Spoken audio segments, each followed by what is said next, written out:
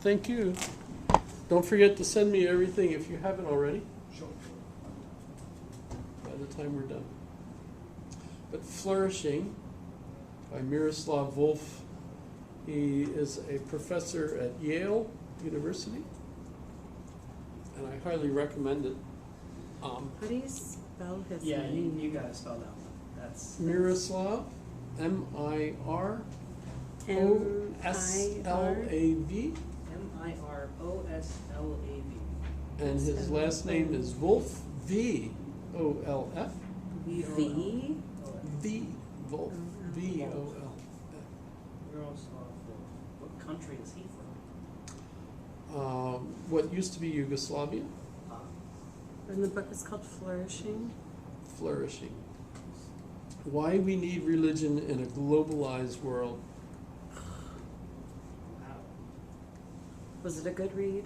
Yes, Okay, I'll try it. very good. I highly recommended it, and so far as I know, no one has read it that I've recommended it to. So that's annoying. But it's very good. But so anyway, back to my map over here. So why is this kind of important? And a last group, the uncertainty folks, John Stuart Mill, who we're coming up on the chapter on Mill's methods. And John Stuart Mill, if you think, remember Mill published On Liberty in 1859, which for all of you evolution nerds know, 1859 is the same year that Charles Darwin published his book On the Origin of Species. On the Origin of Species. I couldn't think of the title. However, so it's an interesting year, and essentially On Liberty is a book on ethics that he co-wrote, by the way, with his wife, Harriet Taylor. And it's basically trying to deal with the situation of how to look at ethics as evolving. You know, when you think of evolution as the big new paradigm at the time, right? Mill was trying to think of how ethics could be interpreted in light of evolution, right? And so the whole idea that we have, really it's Hegelian, he's influenced by Hegel, and that is the idea that we have an evolution, there is moral progress. I think, don't we feel like that's the case in the classroom at least, that there is moral progress, that living in the United States is a nicer place for people than living in Saudi Arabia? That's unfair, isn't it? No. Or really, most of the places in the world, I suppose. Just recently, Facebook came up with this, the 50 worst countries to visit. Whoa, I gotta see that. Which are the 50 worst countries to go visit, and they've rated them based on tourist, infrastructure and, all sorts of things. A lot of the countries basically, at the bottom are at the bottom because if you visit this country, they will shoot you. North Korea, for example, one of the listed ones, Afghanistan. Tourists. North Korea accepts tourists. Yeah, you can go there. Yeah. You can't leave, but you can go. No, you can leave. Yeah, you can. Just don't steal a poster. I'm pretty sure you They can. will kill you over a poster. There's precedent for that. But I thought they just stuck you in jail. they beat the crap beat him out of so you while bad. you're in jail. I've only heard of several people who were detained who visited North Korea. I'm pretty sure you can visit North Korea. I'm probably reading all this fake news. I'm pretty sure you can. Oh, there was that guy that he went to North Korea and He died when they let him go. yeah, he was like catatonic when they brought him back to the U.S. and he died shortly thereafter.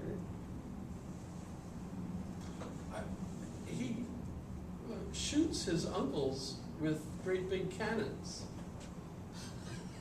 Kim shot one of his uncles with a cannon. Yes, but it has been declassified that certain members of his family were working on it for the CIA. So, Oh, really? yes, so that's got to be pretty disturbing. I mean, Disturbing enough to shoot him with a cannon. I would, if I was the dictator of a country, I would absolutely shoot. That's awful. You have to start with the fact that you're the dictator of a country. You've got an A for the course. Just so you know. There's no way I want you out there with, evil thoughts about why I gave you a B. Oh my goodness. I kill people. A for you. Anybody else? Remember, you're on camera. Just not recently. Just not recently. Hey, so this doesn't relate to ethical realism or objectivism, right? At all?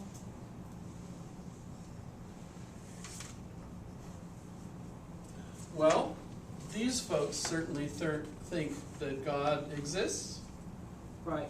and So they would has subscribe. basically revealed what's right and wrong. They would subscribe to So kind they of would ethical subscribe to that. objectivism.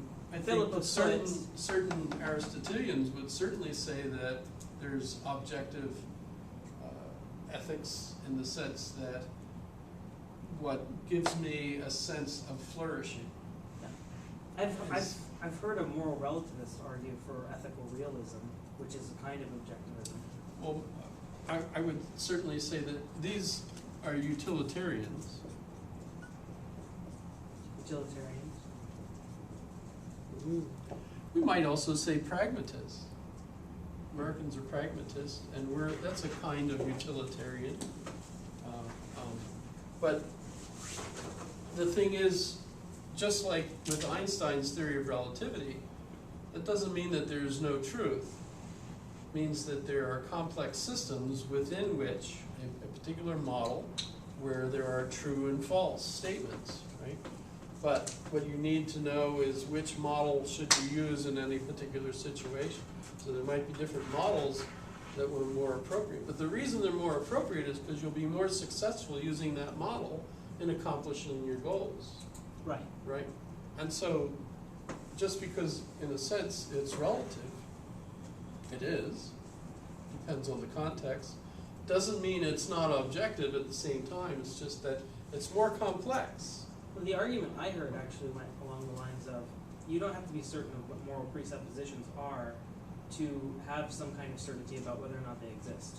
Just like you don't have to have ever visited France, but you can know that France still exists. So in the same way that you have a mental model of what the world looks like, and part of that mental model is France. So you could have a mental model of ethics that's still totally subjective or immeasurable. Of course, that makes the whole idea of objectivity kind of useless.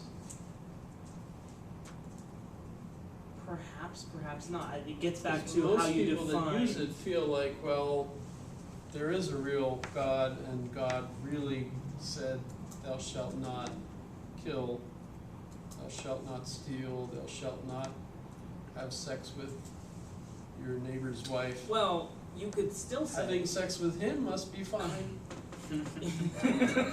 You could still say, you could still, in theory, I guess, say that there objectively exists some God, but then he's still forced to use some kind of utilitarian measure to say whatever good is. Right? So you still have like a problem inside of things like divine command theory. Yeah, when you get to deontologists, there are so it gets to be ambiguous, because when you say "thou shalt not lie," but then you get into quandaries like, the Nazi comes to the door and asks you, do you have any Jews in the house? And you do. You know, and you're trying to protect them, right? Mhm. So in that situation, what's the moral thing for you to do? To lie or well, I can't lie, so I have to tell you, yes, I have Or to be a quiet. Jewish family hidden in my You could attic. be quiet. You could just be quiet. You could not say anything and let them shoot you or something. Or misdirect or Or something. misdirect Yeah, or omit. something else. Omit. Well, lie by omission is still deception. But we're not talking about seven. Well, All lies are deception. but You can not all lie and tell the deceptions are truth. lies. You can lie and tell the truth, so long as the truth that you tell is like irrelevant or misleading, right? So, did you Like a steal from the distraction. bank? Well, I walked in. It was a normal day. Doesn't mean that I didn't steal from the bank. I Look just over there. It was a normal day until I walked in. yeah, right. Oh, I well. have a question. So the certainty deontology side, is that only related to Christianity? Am I hearing that No. right? No. Okay. I suppose it would be limited to revealed religion, so Judaism, Islam, and Christianity. Is that one of the reasons you think Aristotle never came up with it? Because I remember in reading Plato, there was the question of Socrates. Was it Socrates asked? Aristotle wouldn't have come up with Christianity No, because I Jesus mean- didn't live until 300 years after No, I mean, Aristotle. is that why was there a Greek deontological philosopher? Could that have existed in a world where you had polytheism? Yes, yes. There were? Well, yeah, they killed Socrates. If you think about it, why did they kill Socrates? Because he was corrupting the youth? I'm gonna study my, Okay. what are they called? The rules. Ah, rules of inference. Thank you. No, who was Socrates rebelling against in the axial age? The Greeks had a priesthood class that believed that they knew what the gods wanted. So they were deontologists. And Socrates wanted people to be critical thinkers. And one of the great stories, dialogues, is Euthyphro, Yeah, Euthyphro. right? Right, Euthyphro, good God analysis, right? So Socrates is arguing with this priest, who is a Euthyphro, good God analysis. He knows everything about the gods. He's a God specialist. And Socrates wants him to help him because he's going on trial for not being pious to the gods, right? And so he asked the guy, well, since you're a specialist, you can tell me how to be pious, and that way I could at least defend myself by saying, sorry for being a bumbling old fool, but at least now I'm learning from Euthyphro, who's going to teach me how to be pious, so I should be pious from now on in. And so Euthyphro says, sure. So Socrates starts off by asking, well, what is being pious? And Euthyphro says, doing what the gods love, which, right, is deontology. And Socrates argues back, well, but we have problems, because like Zeus thinks that everybody should be a philanderer, but Hera, his wife, feels like you're being bad whenever you do that, right? So, thank you. Have a good career. Thank you. So for Socrates, you know, some gods love one thing and other gods love another thing. So how do I know which gods to satisfy?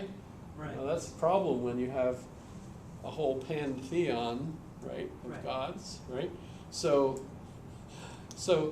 he rephrases the question for Euthyphro, and he says, so is the pious because the gods love it?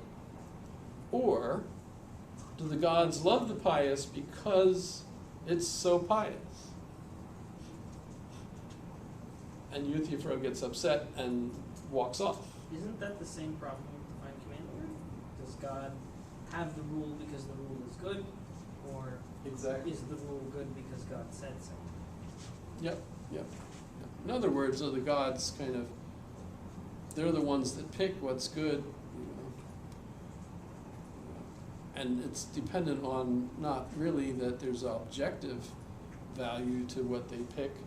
It's because they have preferences. They're like humans and they like certain things, right? So you never get around the subjectivity of morals.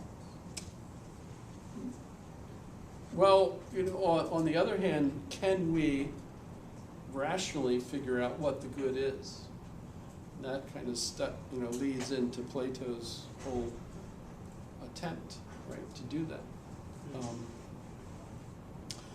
But when I'm looking at this map, I figure these are 4 traditions that we have, which make life in America confusing when we're trying to figure out what ethics we want to follow. And you figure this is where we all start. So biologically, each of us starts at birth, basically in a home, hopefully that has a sense of certitude. And we're also concerned about ourselves, so we're kind of both. So I think of us as coming into life in this corner. But if your home is a good one and you have parents that love you, you're going to move in that direction. Until you hit roughly high school, when you go down this way. Because in our society, you go to high school, and high school teaches you science, which is basically the idea that everything is a hypothesis. We'll keep hoping that we're going to learn better and better hypotheses, but nothing is absolute. Instead, it's absolutely the case that there's no absolutes. A paradox, isn't it? Right. The end result is we end up losing our faith roughly around high school. Because this is what we learned, where we learned everything was absolute, but then we start learning science, and even though we have a separation of church and state, when you look at what religion really is, belief in a particular meta-narrative, science is a meta-narrative that basically is uncertain, and so you end up with this being taught as the truth.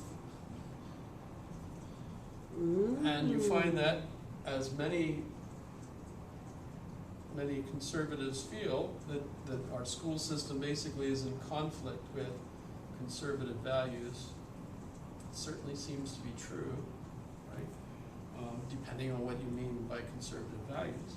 So you end up with people being pulled away from their conservative beginnings, and they become uncertain. Now, where they go from there, if they head over here and become uncertain and focus on the self, the bad thing here is that they end up with suicide. That's my suicide corner. Geez, that's depressing. Yeah. This is where I put liberals. Did I spell that right? Yep. And these are the conservatives up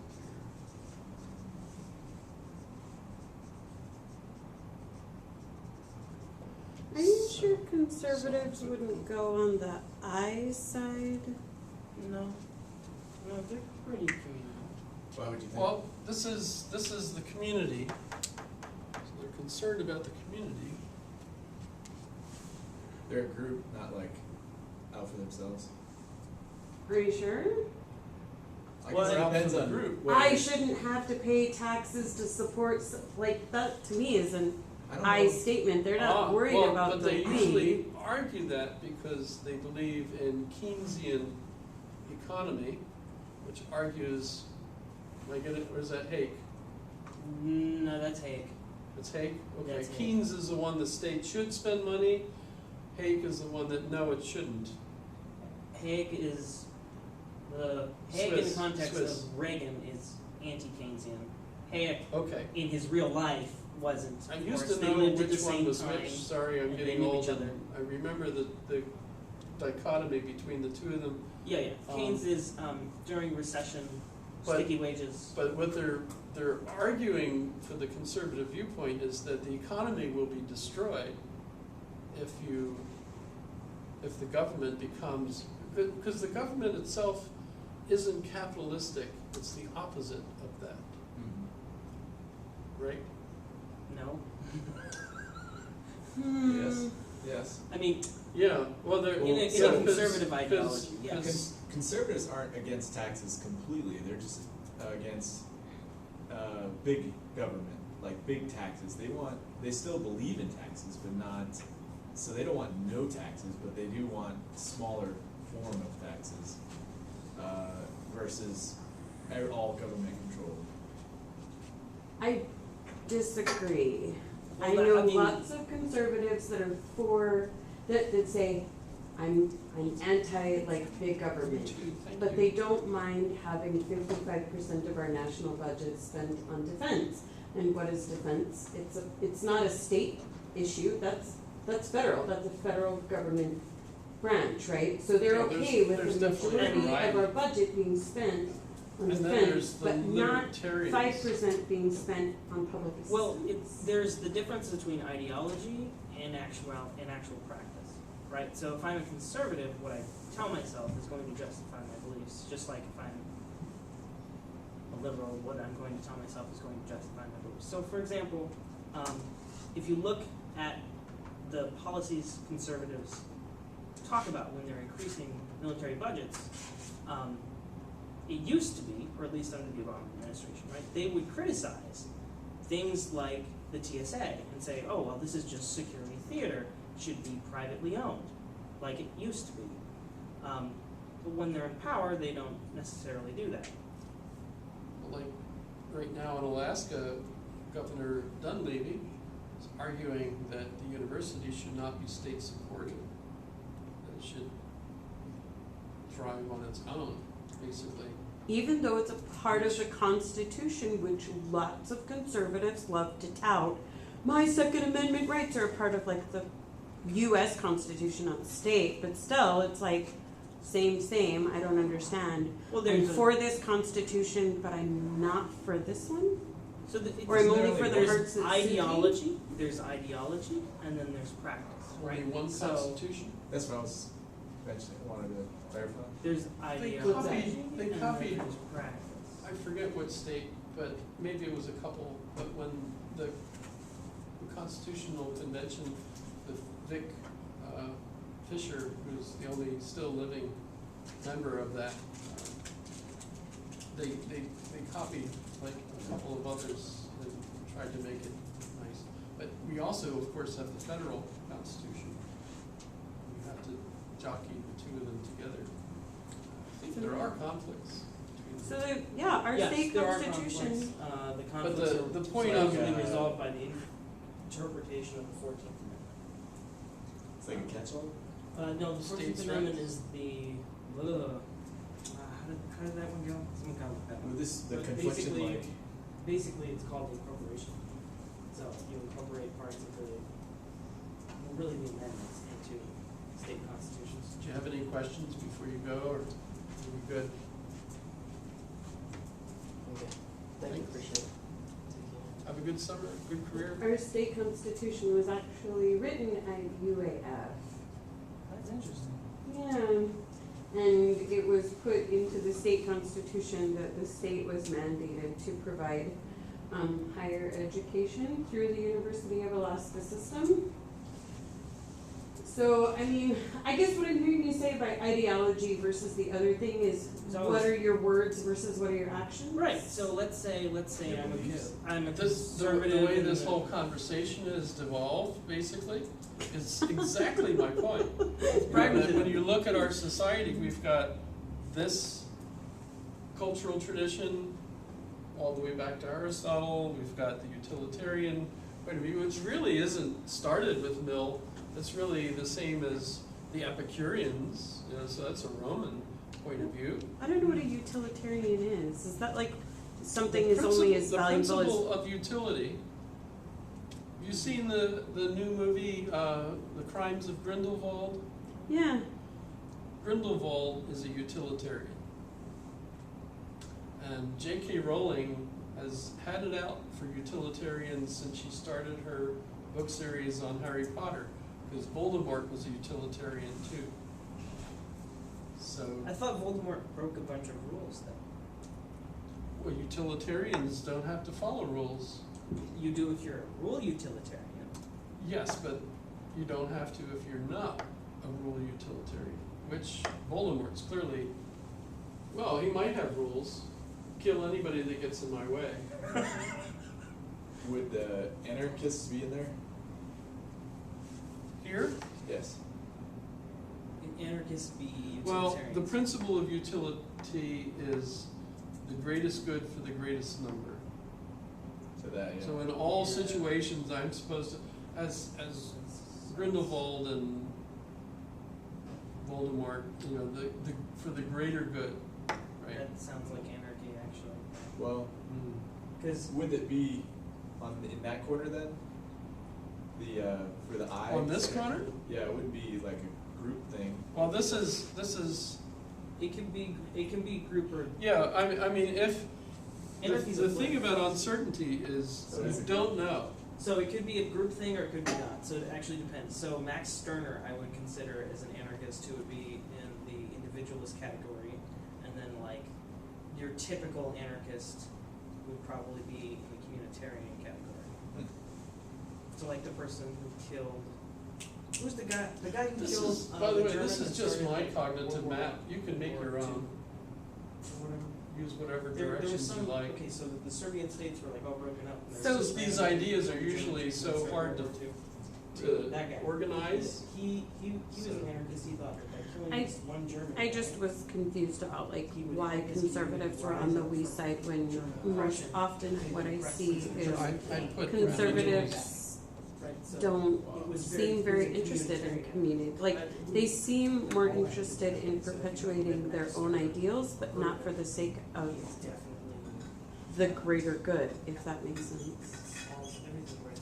But I put most Americans right in here. What is pragmatism? But you could also be very eye focused. It's like and practical. still be, So all kinds of actual issues occur for pragmatists. Truth is what works, basically. So what you consider to be true is what works. But you keep in mind that conditions change. And as a result, what works today might not be what worked yesterday, and what might work in the future might not be what worked today. So Okay. you've got to be ready to change your belief. Instead of what's true, a lot of pragmatists argue they use a warranted assertion. It's warranted to assert this right now, rather than to say it's true. Could you say that conservatives and liberals are then relative positions because we're still really Yes. all pragmatists? Yes. Yeah, and then we. In fact, I usually draw it on a circle, because you could be so conservative you become a libertarian, and then become a liberal. You know, depending, and there are different issues Oh, right, too. yeah. So you could be a conservative on some things and Lib- a liberal on libertarian. others, and Yeah. yeah. But part of the whole process is being an American. We have all of these cultural traditions all blending, Simultaneously. and as a result, people kind of pick and choose what they believe, etc. And you know, you join groups that have similar beliefs and so on. But unfortunately, a lot of people end up over here because they don't have a certitude, because we don't teach a certain set of values. We teach all kinds of confused values. So you might not feel like you know for sure what your values are, right? And at the same time, if you're focused on yourself, but you're so uncertain about everything, you don't know what really the good for you is, right? Or And so you might just hide out in your basement with your blanket over your head, listening to, you know, the song, I'm standing on a bridge on a cold and rainy night, and I thought you'd be here by now. There's nothing but the rain, no footsteps on the ground. Isn't anyone trying to find me? oh my Isn't God. anyone going to take me home? It's a cold, cruel night, trying to figure out this. I'm sorry, who is that? I can't remember her I name. don't know, but it's nice to hear you It's say. a woman. You don't know? You don't You know? know it's a familiar female idea. singer. Is that Avril Lavigne? Avril Lavigne, that's who it is. I can't believe I figured that out. Nice. So my question for that would be, I hear you saying that suicide is related to uncertainty, but She's not suicidal, by the way, because she makes millions of dollars selling sad songs to all sorts of teenagers as a philosophy professor. I think Probably she also might it's a have been sad suicidal though. teenager. She has that, what do you get from ticks? Lyme disease. She has chronic pain Oh, and health issues from Lyme disease. now they're worried that DARPA started that. What? Someone But thought. they were using ticks as a possible germ warfare device. Oh my God. They are also worried about the possible health, is it degeneration from dihydrogen monoxide. By the way, I want to make sure DARPA knows that I don't believe that, just so you know. It's very scary. Is DARPA one entity? I thought it was sort of like a hodgepodge. I'm actually on the Polyprolix feed or whatever. They send every week they send me an email with the newest exciting things they're researching. Cool. It's pretty. So They said it's kind of like Twitter for scientists. Twitter for science. But I scientists hardly are- understand any of the stuff they're dealing with. This is a nice little diagram you got here. It explains a lot. This is just your thing, or? I thought it was, but I was reading a book by Francis Fukuyama This called is The Fukuyama. Great Disruption. This was me, Well, this but is if you read The Great Disruption, he uses an almost identical map, except he's got them reversed. So it's Wait, he thinks you start at birth, what, in the communitarian? Everything's mirrored, I guess. That's what he's saying. yeah, he does the certainty at the top and uncertainty at the bottom, but he put the community on the left and virtue ethics on the right. So And so at birth he thinks you start in communities? No, it's mirrored. I don't remember him putting birth up there. Oh, so he doesn't have like a line that you travel through. It's like Yeah, I don't just- remember him doing that. Interesting. I can look for it, but I don't have the screen up yet, so. But, yeah, that was his book, The Great Disruption, so that's quite a few years ago that he wrote that one.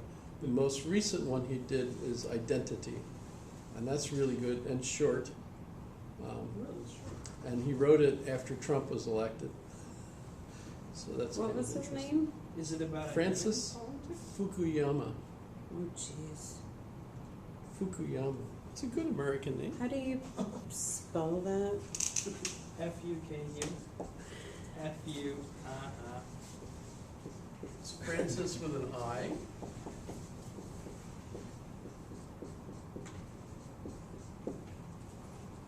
Hmm.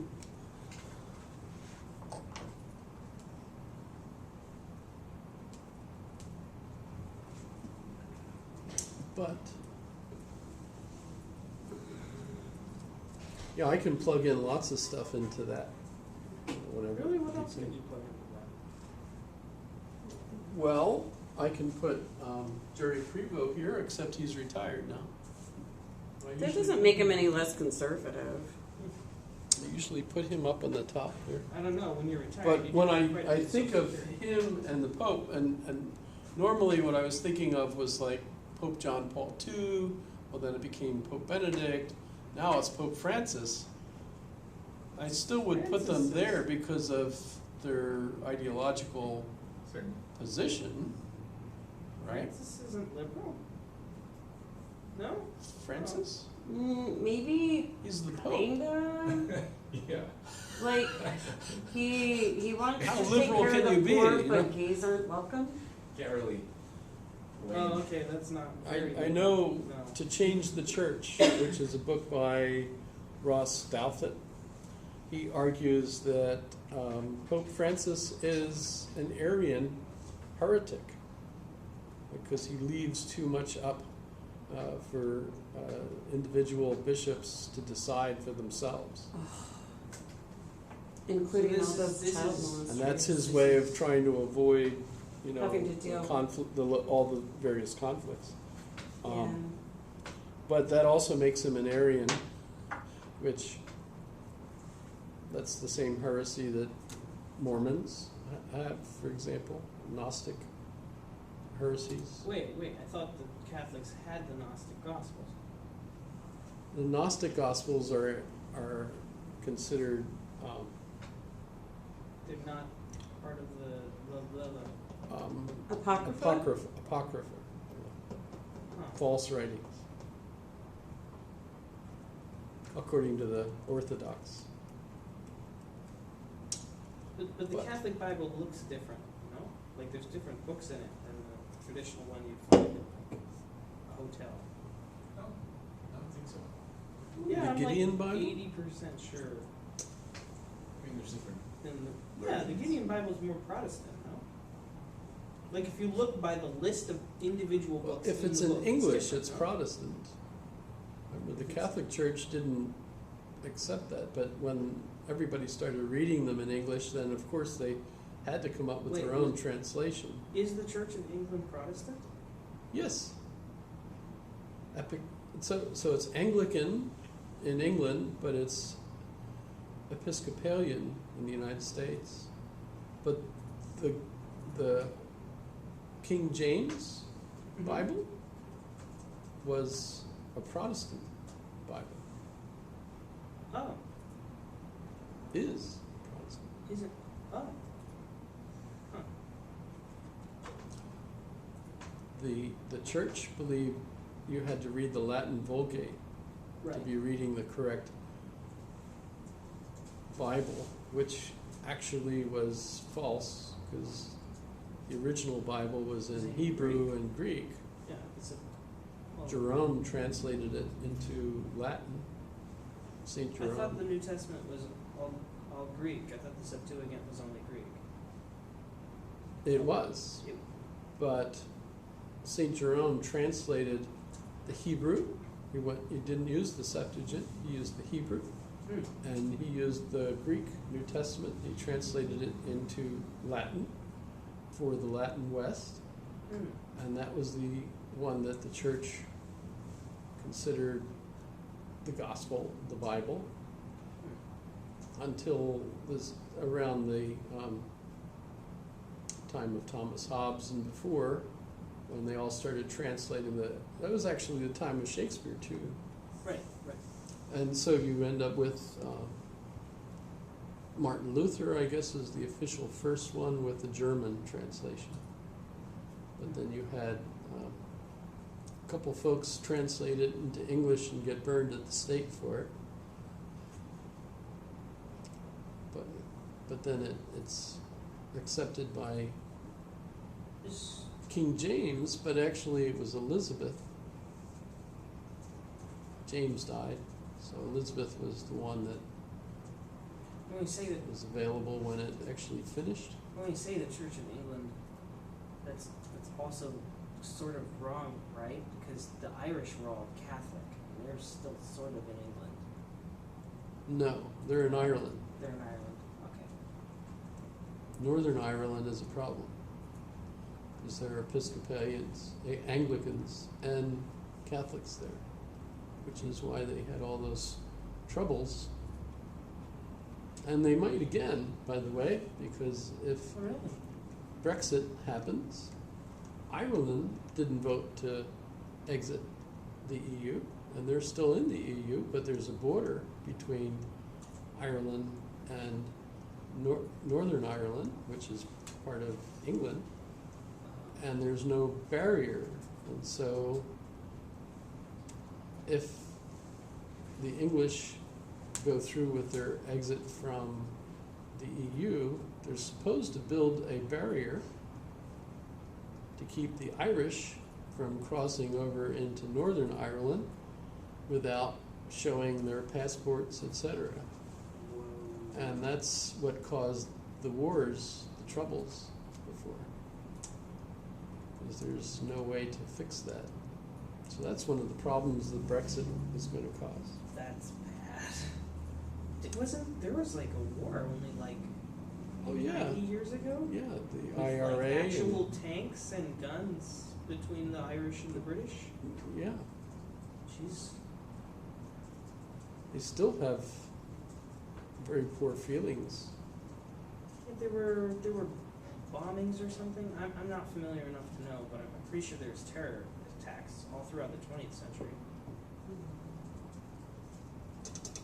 So this is why, so consequentialism, utilitarians are also referred to as consequentialists. Basically that means that the end justifies the means. That sounds like Hitler stuff. Yeah, Well, that's what people accuse Hitler of, I'm sure. But I'm not sure that Hitler was a utilitarian. yeah, He was a fascist. yeah.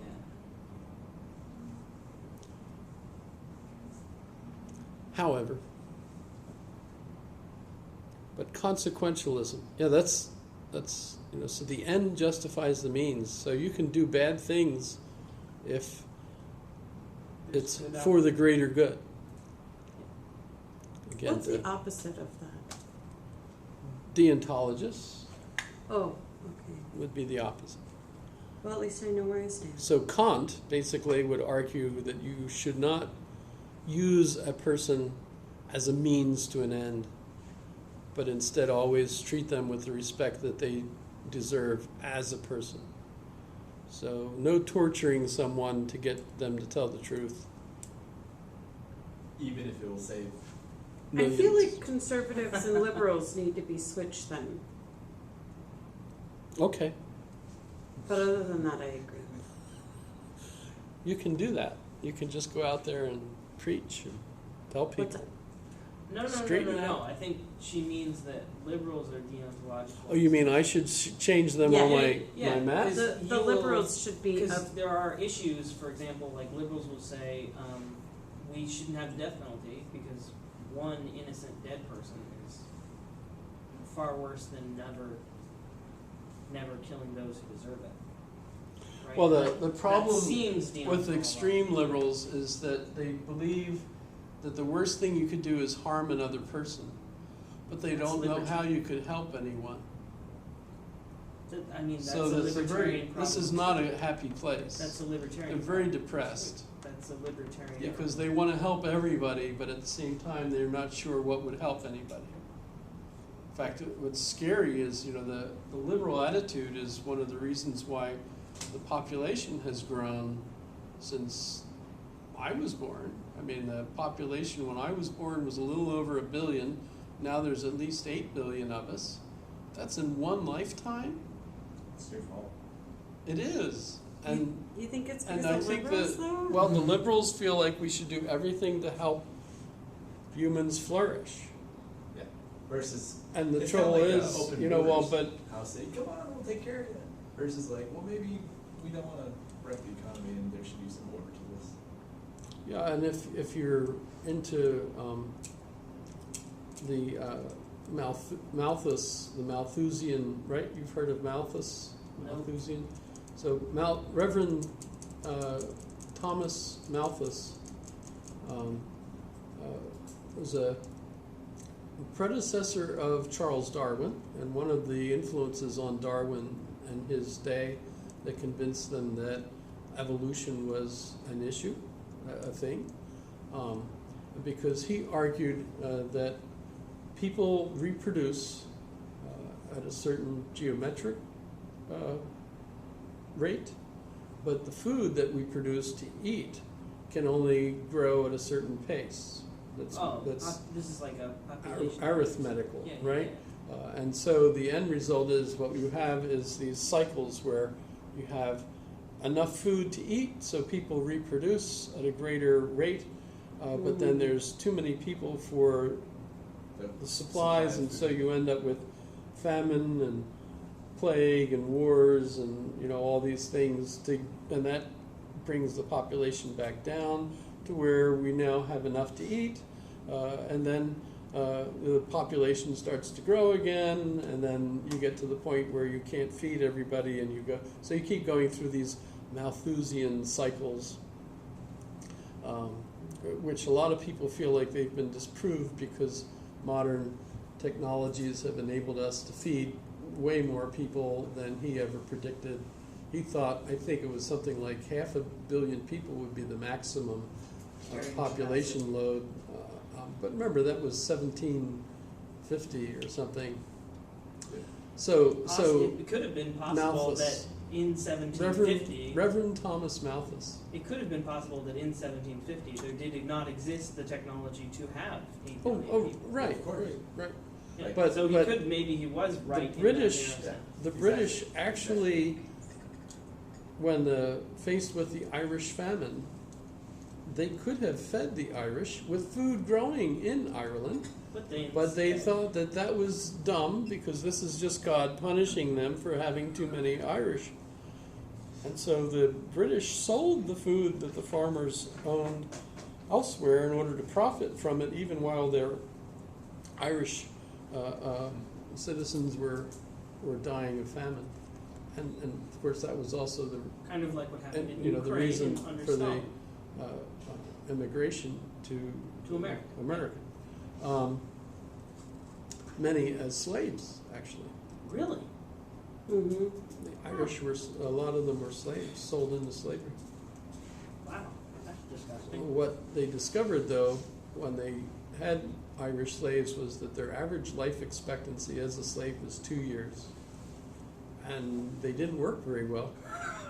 And so what they discovered was that black slaves from Africa were much more efficient and worked harder and lived even in those hot conditions. So that's kind of interesting. So the black slaves were much more expensive, but much better investment. So wonderful. All that stuff. There's a book, if you're interested, called White Cargo. It's about the shipment of Irish slaves to the United States. Was it the United States at the time? It was before that. It was before the... Yeah, so Who was between it the by? American colonies. Who was it by? White Cargo.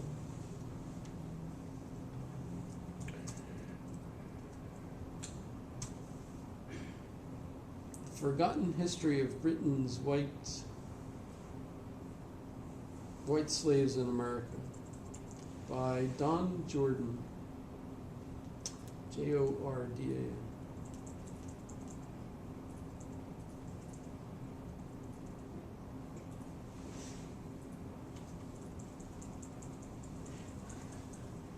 Horrible book, actually. I mean, good about a horrible situation. Does it talk about just going from regular slavery to indentured servitude? It talks about both. In the 17th and 18th centuries, this is the caption or whatever, more than 300,000 white people were shipped to America as slaves. Urchins were swept up from London streets to labor in the tobacco fields, where life expectancy was no more than 2 years. Brothels were raided to provide breeders for Virginia, etc. Spans 170 years. 170. Wow. Remember, the world, the norm is for slaves to be part of the economy in the world. Given human history. Still, as far as I know. Oh, yeah, I guess still. Wait, say that again? Yeah, there's still slavery. Slavery is the norm. Yeah. Mm. Countries that don't believe in slavery are the odd countries out. Still, today, as far as I know. Really? Yes? I was just thinking about at least there's the talk of reparations with some of the political candidates. I wonder if any of that includes anything for the Irish slaves versus The contemporary candidates? Mm-hmm. about Yeah. reparations is one of the topics. Oh, And Yeah. I was just curious, I wonder if they're including anything involving any of the Irish. I haven't followed that actually at all. Yeah, just I came to mind. Think talking about not, just because of, I think the idea about reparations was related to the wealth inequality that African American people experience versus their white counterparts. And the laws that our country enacted to purposely keep African American people from accumulating wealth, like redlining with insurance companies and so on, and then even with the passage of the Fair Housing Act, it still is a problem today, So what do so. you- So it was about So, after slavery. What yeah, was so about? it's about, There's one more. so if you economic- look at the research, like the research considered slavery lasted past it being legalized. 'Cause like the effects of? Or- yeah, no, literally still Oh. lasted. So like if you, Yeah. if you think of indentured servitude as slavery, a lot of it still stayed because people didn't have economic mobility, you couldn't move out, they were never given Green New Deal, not Green, Right. New Deal plans The 48 during percent the of the forties. rule, that was never So provided. there was no, FHA never worked with black people, they were like, when the Depression happened, the black people were helped out. So in real terms, these people were still, a lot of them, stuck in the South picking cotton. And they didn't have any other economic options. Okay. And so that is still considered a form of slavery that continued. Yes. Interesting. And that is, it's considered to have lasted for another 100 years. Yeah. So when you talk about reparations, it's more like FDR era and forward. Yeah, so it's not necessarily going all the way back to the Civil War, it's more current stuff. The transition. Some of the. Well, I mean, the 60s wasn't bad. And then integration for the schools didn't happen until the late 70s. Some scholars say the late 70s. So, So another thing that the book mentions that I think is a good, in this chapter on moral arguments, the naturalistic fallacy. This is on page 585. This is it's coined by a British philosopher G.E. Moore, but was originally presented by David Hume. And it's basically the argument that just because something is the case doesn't mean that it ought to be the case. Mm. Or just because something seems to be natural. Natural for humans to desire pleasure or happiness and to avoid pain. We can conclude that human behavior ought to be directed to these two ends. Well, but that argument is a fallacy. That's called the naturalistic fallacy. sorry, just because we brought up slavery, wasn't Hume pro-slavery? What? Wasn't Hume David pro-slavery? Hume? I know Locke definitely was, but I don't know. What's I know part of Hume's problem in that regard was that he did think that there were different races and that some races were superior to others, I'm pretty sure. But I don't recall. He, of course, he went to France. He served as a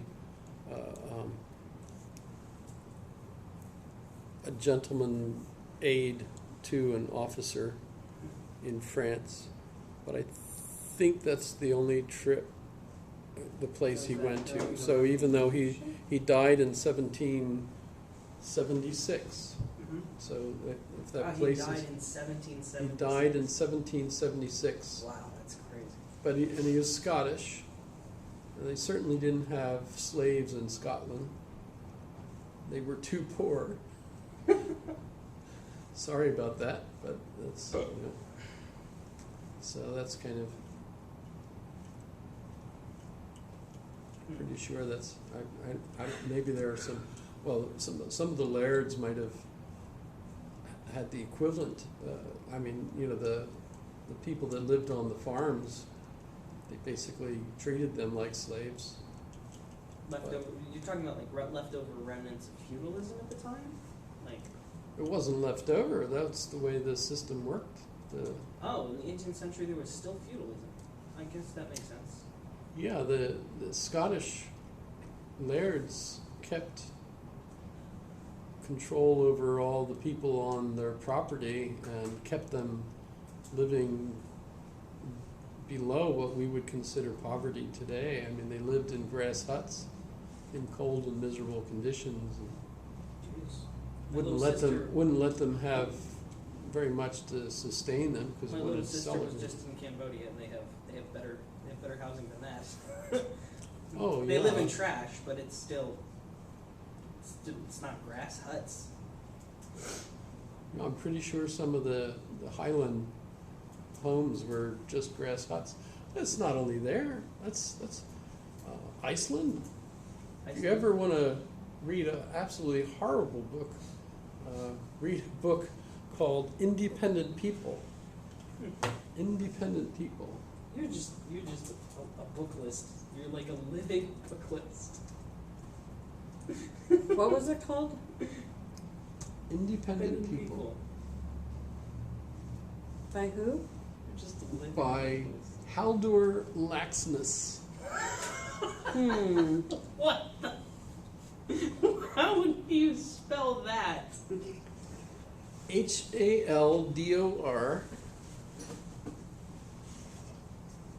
HALDOR LAXNESS.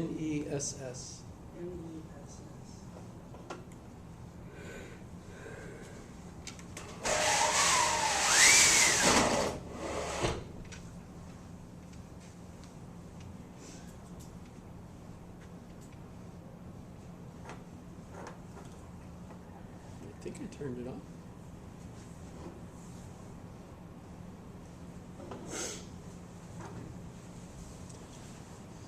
It was absolutely horrible. I mean, you know, if you love reading books about horrible human conditions, this guy's family, they're living in a little grass hut, which, by the way, they still have them. So if you go to Iceland as a tourist, you can visit places that have these. Wow. I don't know if they made a movie out of it, but this Haldur Laxness was like the one of the main Icelandic authors.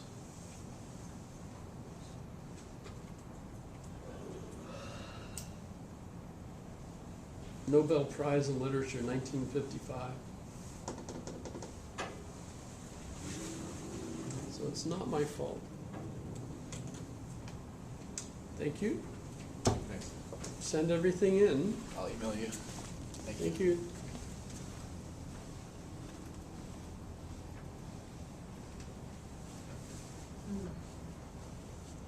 The essay questions, you said 300 words apiece, correct?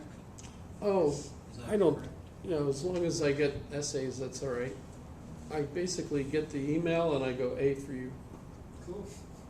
All right. for the fourth test.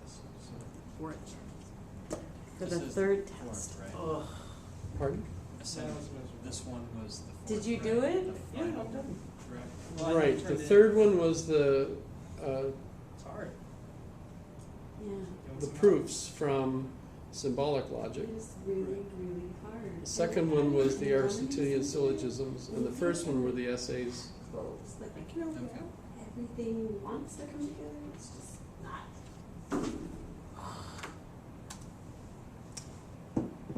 I will get there though. I am determined to master this information. And when you get up to the top, you'll hear the music, da da da, da da da. Hey, while you're on the Da, computer, da, can you da. see if Hume was pro-slavery? 'Cause I always hear people use the is-ought distinction as like an anti-slavery argument and an anti-rape argument, you know? Like, was Hume actually anti-slavery?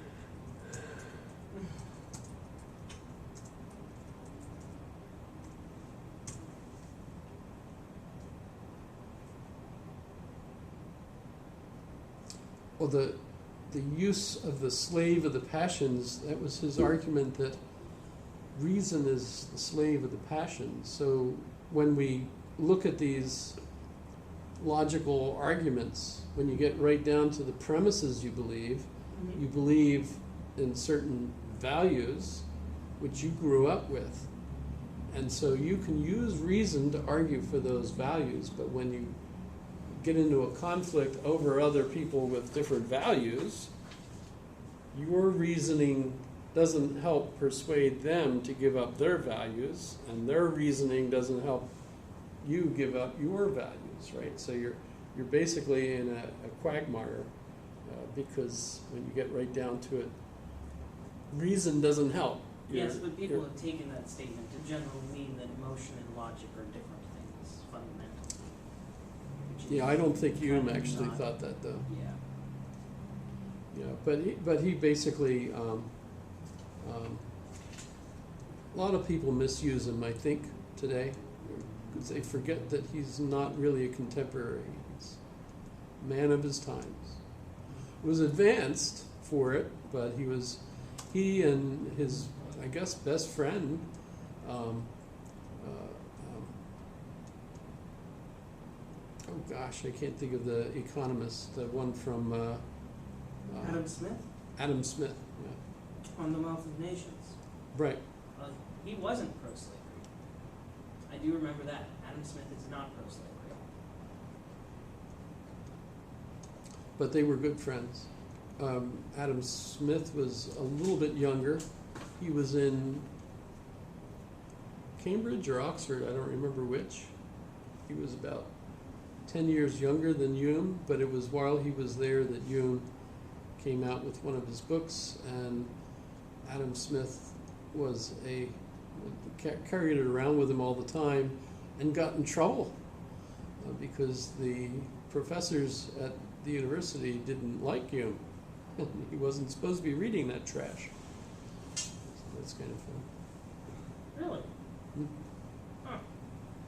Yeah, you want another book? Why not? The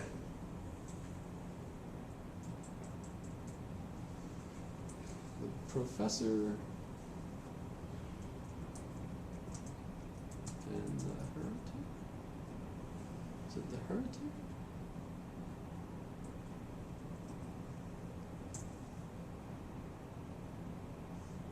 The Infidel and the Professor, sorry.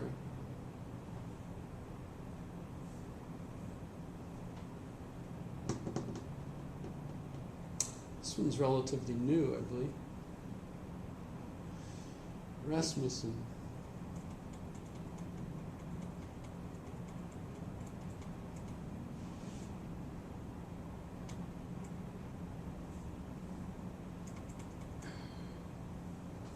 August 2017. Wow. It is new.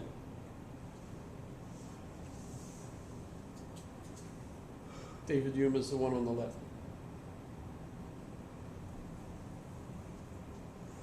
Same artist made David Hume's tomb and the statue of Adam Smith in Glasgow. So, I think Glasgow and Edinburgh are like 90 miles apart. They didn't get to visit one another very often because the roads were terrible and the wagons a crappy ride. You know.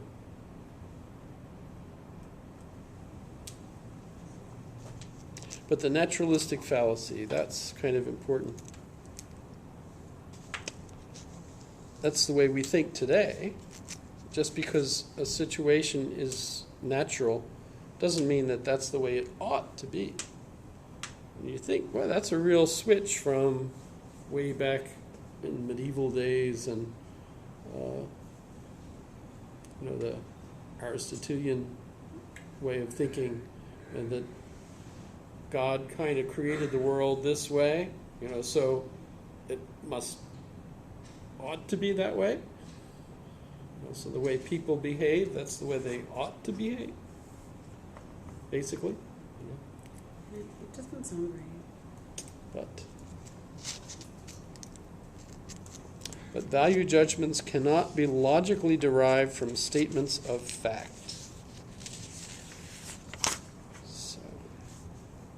So again, the divide between science and faith. You've Right, got, right. Where did you read that? Oh, naturalistic fallacy. Never mind. Mhm.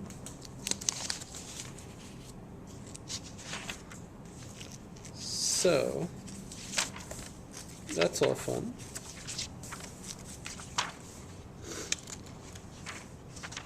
I don't really feel like getting into statistics, but Oh, thank you. that's another chapter. And But probability there's a whole theories. other class for that, right? There is.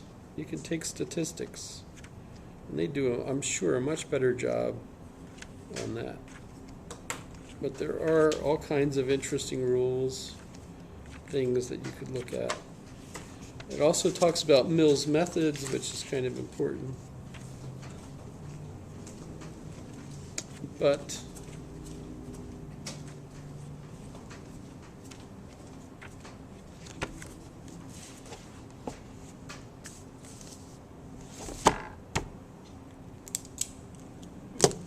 What's next? we all say goodbye, Oh, we're done? I guess, unless you want to talk about other stuff. I could show you Yun's tomb. I've never been there. I'd love to be there, but my wife wouldn't want to walk. Because from where you park, you have to walk uphill so that you can walk downhill. Which means when you're finished, you'd have to walk uphill so you can walk downhill. And I don't even see a parking lot actually on the if you go and look.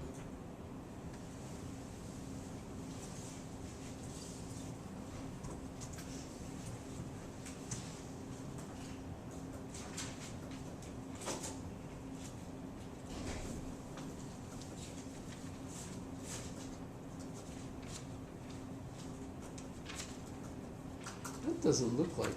That's odd. So, wait, But I guess it is. I thought you said you walked uphill to walk downhill. Right. It's it's- in a cemetery. That's a bridge. That's not it.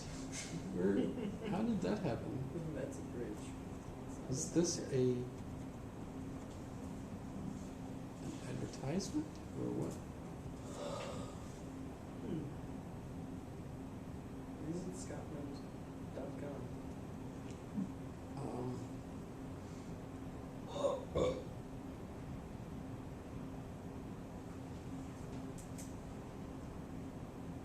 Tomb of David Hume. That rhymes. Tomb of David Hume. I love the expression "wound tomb." Thank you.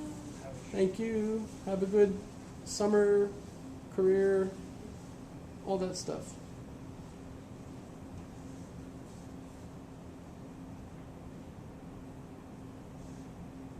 There. That's what I've seen. So David Hume. What's neat is this statue over here is Abraham Lincoln. You wonder why?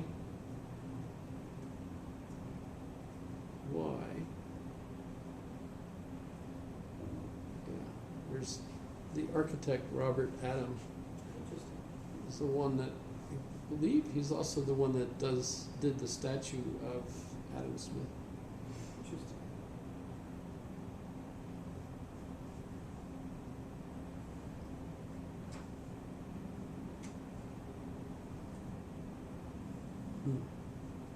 But, you know, you have to, it's like at the one corner, which even though it's high up compared to Was other Clifford places. around at the same time? I The don't guy know. who's made Clifford's Law? Gifford? Clifford? I think it was Clifford. I don't know Like the dog? Don't know. Here's the statue of Lincoln. It's to Scottish American soldiers.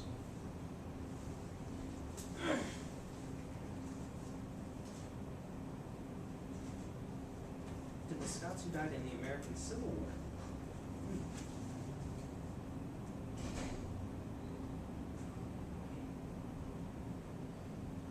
They fought on both sides.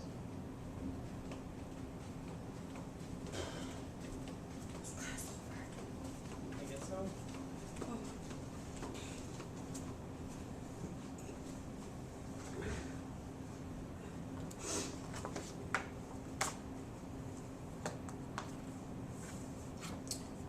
But that's all I have, I guess. As long as you've got everything you need for the tests. Are you gonna post Cool. the last test? That was on Is- there. It's That on was the link. Blackboard? No, it's on my webpage. Oh, okay.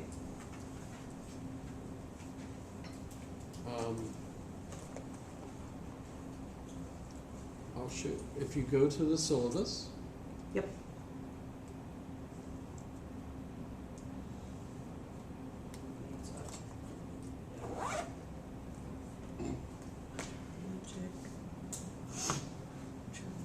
How long is this campus still open? Till tomorrow, I think. Yeah.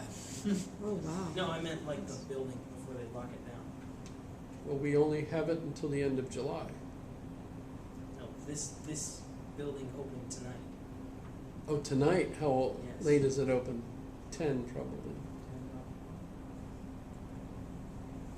You could ask Paulette, she's just down the hall.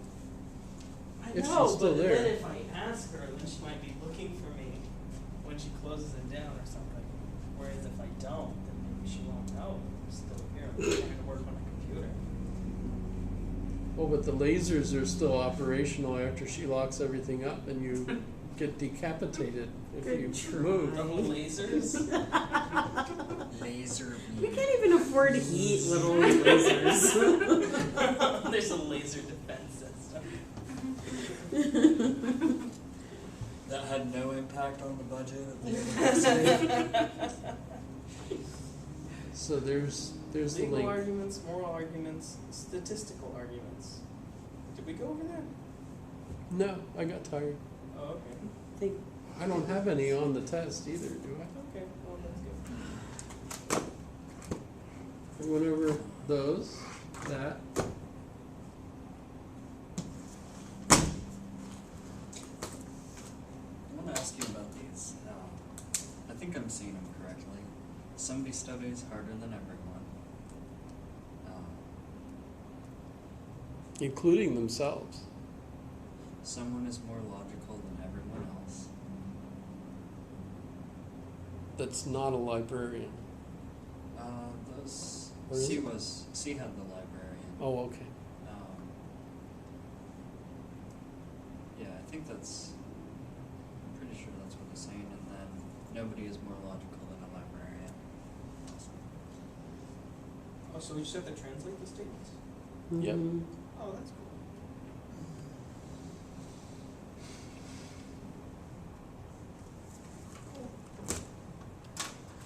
Thank you.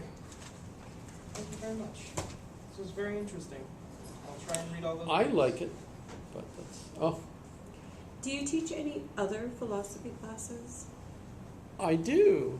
Shut the front door. What do you teach? Get my pen back out. So, Ancient and medieval philosophy? I do teach that, if they can figure out a chance for me to do it. Is that 200 or 300 or That's Just one. 200. 200? That's 211, and early modern is 212. So I do both of those. I also do intro to logic, and I also do intro to philosophy. What is the difference between intro to philosophy and intro to logic? Intro to philosophy is easier. I've had it. Oh, really? Oh yeah. Intro to philosophy. It's easier, so I'll be taking it backwards. Well, no, actually, it's supposed to go logic first. 101, then 201. So the theme introduces works of influential thinkers, ancient and modern, etc. And then I have Journey into Philosophy.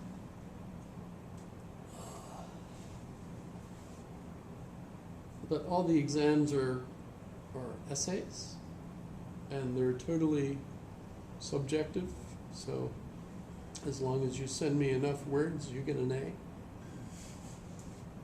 I was almost And that's gonna, intro to philosophy? Mm-hmm. I was gonna look for that, but turns out that I can do a double. Well, logic actually counts as a humanities, and I can't remember what native language it is. Actually counts as both the native and humanities. Mm-hmm. It was quite awesome. I really wish I would have seen a counselor before I started school. I thought it wasn't going to be worth it, but it was just stuff like that that I could have used. Are you using DegreeWorks? Huh? Are you using DegreeWorks? Now I'm just looking at nursing requirements and going, okay, this is what I have to do. That's a program on Blackboard, or is it the UAA? If you log into your UA Online, and I'll show you really quick. It is so friggin' helpful. I love DegreeWorks. I am so glad that I actually went to the orientation, and I believe they talked about it, and so then I asked someone about it, and then I ended up finding it and using it,